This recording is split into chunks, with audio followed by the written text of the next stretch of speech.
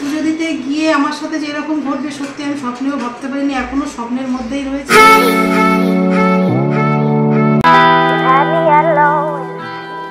Good evening friend, তোমরা সবাই কেমন আছো? আশা করি খুব ভালো আছো, সুস্থ আছো। আমরাও ভালো আছি। দেবনাথ ফ্যামিলিতে তোমাদের আরেকবার স্বাগত। আজকে হচ্ছে সোমবার, বাজে হচ্ছে 5:45। তা রেডি হয়ে একটু যাদবপুরে এসেছি। যাদবপুর থেকে মানে কালীগঙ্গাতে এসেছি আর কি। তা কালীগঙ্গায় এসে একটু শাড়ি দেখবো, জানো তো। তা মঙ্গলবার দিনটা হচ্ছে আমাদের দুজনের জন্য খুব স্পেশাল একটা দিন। তা স্পেশাল দিনের জন্য স্পেশাল মানুষের জন্য একটা শাড়ি কিনতে এসেছি। তা সেই স্পেশাল মানুষটা কে সবটাই তোমরা পরের ব্লগে অবশ্যই দেখতে পাবে। তা অনেক রকম শাড়ির কালার দেখছি কোনটা ভালো লাগে। তা সব কালারই তাকে ভালো লাগবে, তার থেকে চোখ সরানোর মতন আমাদের ক্ষমতা নেই। তা মানে কি বলবো, এই শাড়িটা আমার অনেকগুলোই দেখেছি, লাল রানী, এটা তো কমন হয়ে গেছে, কিন্তু এই কালারটা আমার বেশ ভালো লাগছে দেখতে। জানি না মানে চোখে দেখতে পাবো কিনা পরাটা। যদি আমি দেখতে পাই অবশ্যই তোমাদের সাথে শেয়ার করব। তোমরা দেখে তখন আমাকে বলো যে দিদি তুমি সত্যিই বলেছো দি ভাই, যে সত্যি চোখ সরানোর মতন যায় না তার থেকে। তা চলো, শাড়ি তো আমার নেওয়া হয়ে গেছে। আর দেবনাথবাবু আমাকে নিয়ে এসছে পাশে একটা সন্ধ্যা গোল্ডে, জানি না কি দেবে বলে নিয়ে এসছে, বুঝতে পারছি না। তো চলো তোমরা ব্লগটা দেখতে বলো। আমরা ঘুরতে যাবো বলছি, যাবো না, জোর করে নিয়ে যাচ্ছ। এই দেখো, দেখেছো?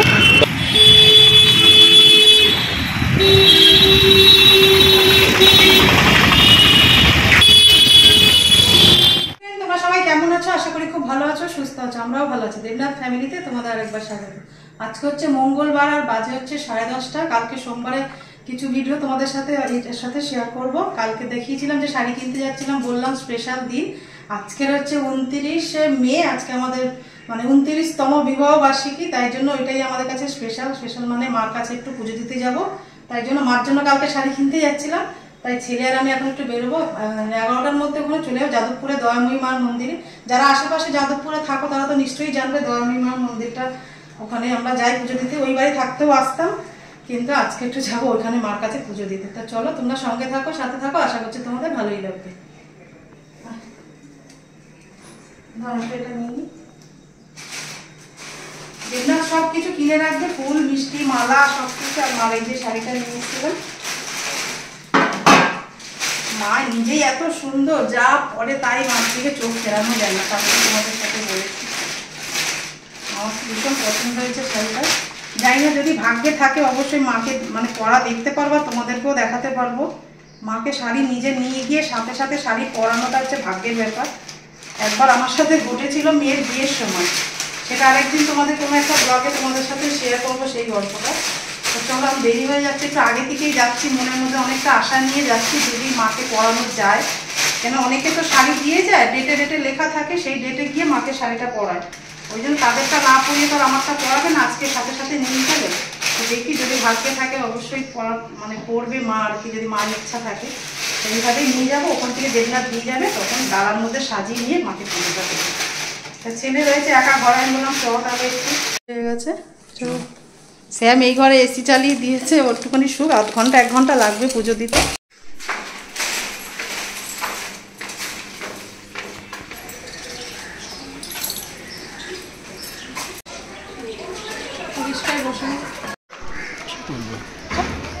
সেলফি কর।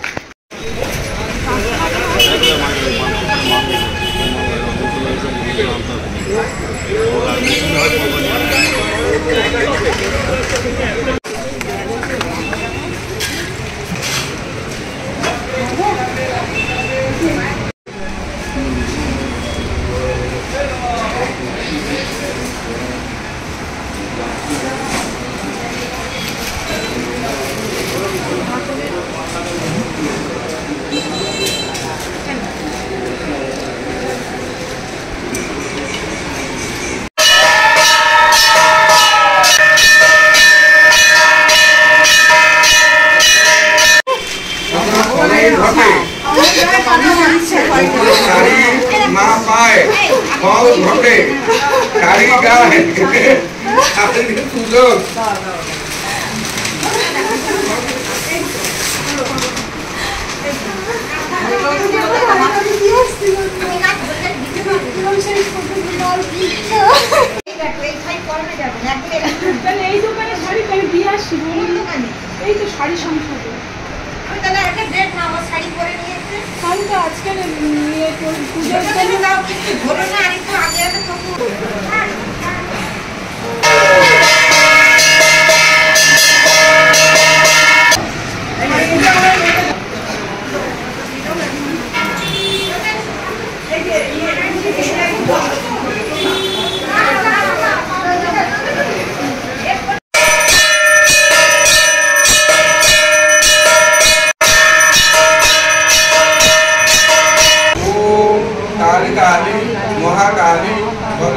कपालिनी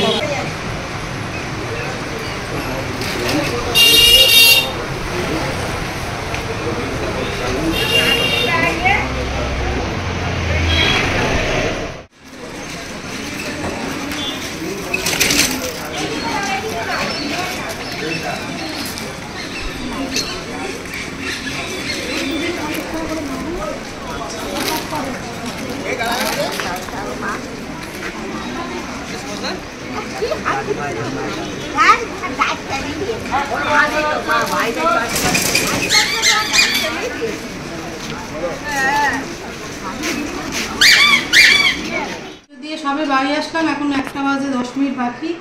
আজকে পুজো দিতে গিয়ে আমার সাথে যেরকম ঘটবে সত্যি আমি স্বপ্নেও ভাবতে পারিনি, এখনও স্বপ্নের মধ্যেই রয়েছি। মানে নিজেকে মানে ঠিক করতে পারছি না, মানে শরীর এত কাঁপছে। ওখানেও তো মানে কাঁপতে কাঁপতে এক দিদিকে ধরে বসেছিলাম, মানে কি বলবো মিরাক্কেল বলতে পারো, যে এরকম ঘটবে সত্যি স্বপ্নে ভাবিনি আমি। আজকের দিনটা যেরকম মার কাছে জেদ করলে যে মা দয়াময়ী, সত্যি উনি দয়াময়ী। মন থেকে যদি কেউ কিছু চায় না, সত্যি ঠাকুর থাকে সেটা দেয়।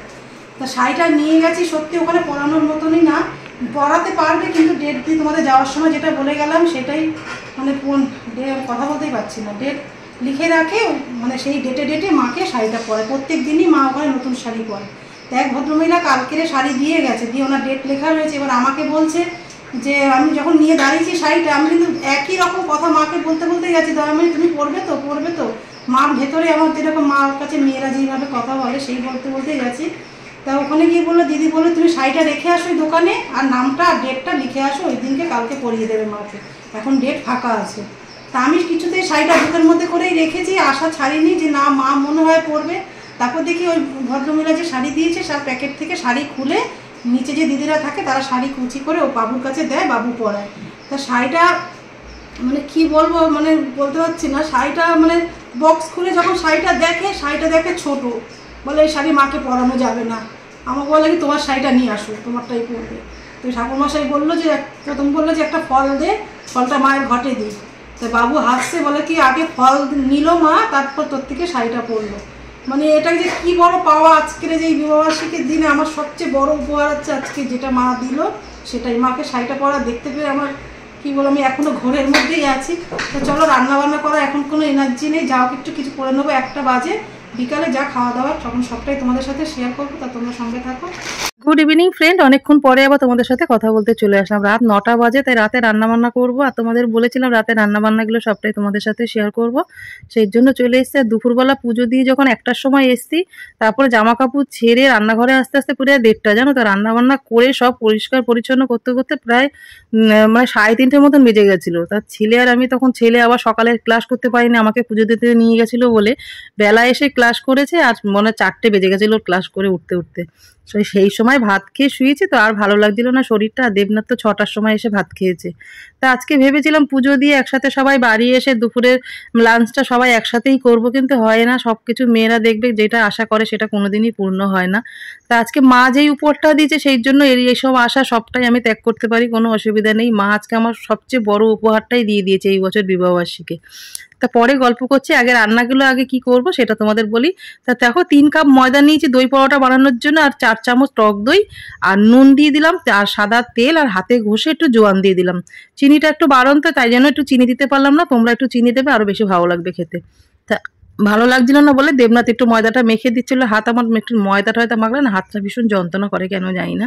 তো ওই পাশে ডিমটা সেদ্ধ হচ্ছে, আর মানে দই দিয়ে মাখতে যদি জল লাগে তাহলেই তোমরা জলটা অ্যাড করবে, নাহলে জল দেওয়ার দরকার নেই। তা দেখো চপারের মধ্যে পেঁয়াজ, রসুন আর কাঁচা লঙ্কা দিয়ে দিলাম, দিয়ে ওটাকে চপ করে নিয়ে আরেকটা চপ করব টমেটো আর ক্যাপসিকামটা।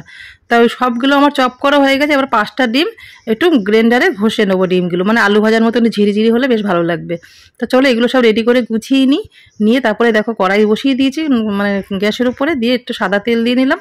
আর যে চপারে চপ করেছি পেঁয়াজ, রসুন, কাঁচা লঙ্কা সেটাকে দিয়ে এটাকে নাড়াচাড়া করে, আদাটা দিতে ভুলে গেছি জানো তো, এই জন্য আদাটা পরে আমি অ্যাড করে দেবো। তা দেওয়ার পরে এবার নাড়াচাড়া করে একটু পেঁয়াজটাকে ভেজে নিতে হবে। নিয়ে দেখো এই আদাটা দিয়ে দিলাম, দিয়ে এবার ভালো করে নাড়াচাড়া করে যখন একটু ভাজা ভাজা হয়ে আসবে তখন ওই যে টমেটো আর ক্যাপসিকামটা ভেজে মানে চপ করে রেখেছি সেটাকে দিয়ে দেবো। দিয়ে আর কিছুই না, এবার গুঁড়ো মশলা কিছু অ্যাড করে দিতে হবে। এবার স্বাদ মতো নুন, তারপরে হলুদ, জিরের গুঁড়ো, তারপর ধনের গুঁড়ো, গরম মশলা, তারপরে একটু কালার লঙ্কার গুঁড়ো, ব্যাস এইগুলোই দেবো, আর দেবো তোমার একটু তোমার গোলমরিচের গুঁড়ো, ব্যাস এই কিছুই মশলা দিয়ে হালকা একটু জল দিয়ে দিয়ে ভালো করে মশলাটাকে কষাতে হবে। কেন একেবারে তো বেশি জল দেবো না ভর্তাতে, সেই জন্য অল্প অল্প জল বারে বারই দিতে হবে আর বারে বার কষাতে হবে যেন মশলাটা পুড়ে না যায় সেই ভাঙা। যখন মশলা থেকে তেলটা ছেড়ে দেবে তারপরে আমি ডিমটা দিয়ে ঢেকে ঢেকে রান্নাটা করবো। আর দেখো পরে একটুখানি জ্যাকরি পাউডার দিয়ে দিলাম, চিনিটা বারণ তো বললাম, একটু মিষ্টি দিলে ভালো লাগবে খেতে। তা দেখো ডিমটা আমি দিয়ে দিয়েছি, এবার ঢেকে ঢেকে রান্নাটা করে নেবো। নামানোর আগে একটু ধনেপাতা দিলেই ব্যাস হয়ে যাবে। তা যেটা বলছিলাম, যেটা মার কাছে যখন পুজো দিতে গেলাম না, তখন ওখানকার একটা নিয়ম আছে জানো তো, তুমি যখনই শাড়ি নিয়ে যাবে তখন কিন্তু তুমি সেটা পরাতে পারবে না। কেন ওখানে একটা সিস্টেম আছে, তোমাকে শাড়িটা যখন দিয়ে আসতে হবে তখন নাম ডেটটা লিখে রেখে আসতে হবে, আর ওই ডেটেই তোমাকে শাড়িটা মাকে পরাবে। তা আমি শাড়িটা নিয়ে যখন গেছি তখন ওখানে 3টে দিদি থাকে যারা মানে ঠাকুরের কাজকর্ম করে আর কি, তারা যখন মানে কাজ করছে আমাকে বলছে কি তুমি আজকে শাড়িটা তুমি পরাতে পারবে না মাকে, তা তুমি শাড়িটা মাকে অন্যদিন পরাবে, কিন্তু তুমি শাড়িটাকে দোকানে রেখে আসো, যখন পরাবে সেই ডেটে তুমি আসবে তখন শাড়িটা পরাবে। তা আগের দিন যখন তোমাদের সাথে শেয়ার করেছিলাম বিকালবেলা যখন শাড়িটা কিনে নিয়ে আসছিলাম তা কালীগঙ্গা থেকে, তখন আসার সময় আমি মার মন্দিরে একটু ঘুরে এসেছি আর মাকে বলে এসেছিলাম যে মা তোমার জন্য একটা শাড়ি নিয়েছি, তোমার পছন্দ হলে তুমি শাড়িটা পরবে তো মা, ব্যাস এটা বলে ওখান থেকে চলে এসেছি। তারপরে পুজো দিতে গেলাম, তোমরা তো দেখলে ছেলেকে নিয়ে, তারপর ওখানে গেলাম, তখন ওই দিদিরা বললো তুমি আজকে পরাতে পারবে না, শাড়ি কালকে একজন দিয়ে গেছে। তখন আমি বলছি ঠাকুর আমি আগে কেন শাড়িটা দিয়ে গেলাম না, তাহলে মাকে আজকে পরাতে পারতো। তাও মাকে তখন থেকে বলে যাচ্ছে যে মা তুমি শাড়ি পরবে না দয়াময়ী, তো মা তুমি আজকে শাড়ি পরবে না, মানে যেরকম করে আর কি মেয়েরা মাকে সাথে বলে যে তুমি পরো না মা আজকে। তারপরে দেখলাম যে আমাকে সবাই মিলে এত বলছে যে তুমি শাড়িটা এখনো রেখে আসোনি। আমি যাচ্ছি, যাওয়ার সময় একবারে শাড়িটা রেখে দেবো। তা একজন তো আমাকে একটু ক্রিটিসাইজ করলো যে তুমি কি কিছু বুঝতে পারছো না নাকি, যে শাড়িটা তোমাকে রেখে আসতে বলছে। আমি হ্যাঁ সবই বুঝতে পারছি, বাংলায় তো বলছে, বুঝবো না কেন। তাও আমি রাখছিলাম মনের মধ্যে, কোথায় যেন একটা আশা ছিল যে মা আজকে এই শাড়িটাই পরবে। তারপরে ওখানে দাঁড়িয়ে রয়েছি আর মার দিকে হাঁ করে তাকিয়ে রয়েছি, পুজোর ডালাটা ধরে দিয়ে দিলাম ঠাকুরমশাইকে। দেওয়ার পরে ওই দিদিরা এবার যেই শাড়িগুলো মাকে পরায় আর কি, ওই দিদিরা শাড়িটা খুলে কুচি দিয়ে বাবুর হাতে দেয়, মানে ওনাকে বাবু বলেই ডাকি ঠাকুরমশাইকে, আমি আগাগোড়াই বলি সবসময়, যতদিন আমি তালদি থেকে পুজো দিতে আসি, তো আজকের থেকে না অনেক বছরই ওখানে আসছি পুজো দিতে। তা তোমরা যদি মানে আশেপাশে যাদবপুর বাঘাযতীন আশেপাশে থাকো অবশ্যই এসে মা দয়াময়ীর মন্দিরে এসে একটু পুজো দিয়ে যাও। সত্যি উনি দয়াময়ী, সত্যিই দয়াময়ী জানো তো, উনি মনের কথা মনের সব কিছু উনি বুঝতে পারে, আর ভক্তির ওপরে আর কিছু হতে পারে না, এটাই আমার বিশ্বাস। তা যখন শাড়িটা খুলে দিয়েছে তখন মানে বক্স থেকে বার করেছে নতুন শাড়ি, যখন মাকে পরানোর জন্য ঠাকুরমশাইকে হাতে দিচ্ছে তখন বলছে কি শাড়িটা ছোট, মাকে পরানো যাবে না। যেই বলেছে না তখন আমার আর ওখানে আমি আর নেই, আমার যে বুকের ভেতরটা কি হচ্ছে, আমি তো হাউ হাউ করে কেঁদে দিয়েছি। দেওয়ার ফলে বলছে কি তোর শাড়িটা নিয়ে আয়। তার আগে বাবু আমাকে বলে কি তোর যে ফলের ডালা থেকে একটা ফল আমি কিন্তু মার ঘটে দিলাম। তখন তারপর ঠাকুরমশাই বলছে তুই দেখেছিস, তোর ফলটা আগে মা নিল, তারপরে তোর শাড়িটা নিল। মানে সেখানে আমি আর থাকতে পারছি না, আমার এত কষ্ট হচ্ছে তোমাদের বলে বোঝাতে পারবো না। আমি যে মানে আমার সত্যি এত বছরের বিবাহ, 29 বছর বিবাহবার্ষিকী, আমি সবচেয়ে সেরা উপহারটাই আমার মা আমাকে দিয়েছে দয়াময়ী। মানে এর থেকে আর কিছু হতে পারে না আমার মনে হচ্ছে বিবাহবার্ষিকী পাওয়া। তাও মেয়েদের তো একটা আশা থাকে মানে স্বামীর কাছে কিছু পাওয়া, কিন্তু বলেছিল আমাকে দেবনাথ যে তুমি কি নেবে। তোমরা দেখলে তো সোনার দোকানে গেছিলাম, কিন্তু সোনার এত দাম না, আমার আর ইচ্ছা হলো না কিছু নিতে সোনার, যে যা আছে মোটামুটি একটা মেয়ে চলার মতন সবটাই আছে, আর দরকার নেই। এবার সামনেই লোকনাথ পুজো, বুঝতেই পারছো কতটা খরচা আছে, সেই জন্য আমি আর কিছু নিইনি। বাবার মানে লোকনাথ বাবা আমাকে বলেছিল জিনিস নিতে, কিন্তু লোকনাথ বাবার আমি মাথার রূপর টুপর নেবো বলে আমি বললাম থাক, এই বছর আর কিছু দিতে হবে না। তা মার কাছে পুজো দিয়ে এসছি, এইটাই আমার কাছে সবচেয়ে বড় পাওয়া। তা চলো, রাতে রান্নাবান্না সবই হয়ে গেছে, আর রাতে রান্নাঘরের সব কাজ কমপ্লিট। তা দেখতেই পাচ্ছ সব আসন মেজে রান্নাঘর একদম ঝকঝক করে দিয়েছি। তা কি বলবো, তাই রাতের খাবারটা একসাথে খাবো সবাই মিলে একসাথে। ছেলে ক্লাস করাতে গেছে, ও আসলে তারপরে খাবো। তা দেখো রাতে রান্নাবান্নাগুলো আমার একদম কমপ্লিট হয়ে গেছে, ডিম ভর্তা আর দইয়ের পরোটা। এই রেসিপিগুলো তোমাদের কেমন লাগে অবশ্যই কমেন্টে জানাতে ভুলো না, আর ভালো লেগে থাকলে অবশ্যই লাইক কমেন্ট শেয়ার করো, আর আমার চ্যানেলে নতুন হলে অবশ্যই সাবস্ক্রাইব করো। রাতে রান্না, তারপরে রান্নাঘরের সমস্ত কাজ আমি সব সেরে নিয়েছি। তা সে সোমবার বিকাল থেকে আর সকালের পুজো সব কিছু তোমাদের সাথে শেয়ার করলাম। কেমন লাগলো অবশ্যই কমেন্টে জানিও, আর ভালো লেগে থাকলে লাইক কমেন্ট শেয়ার করো।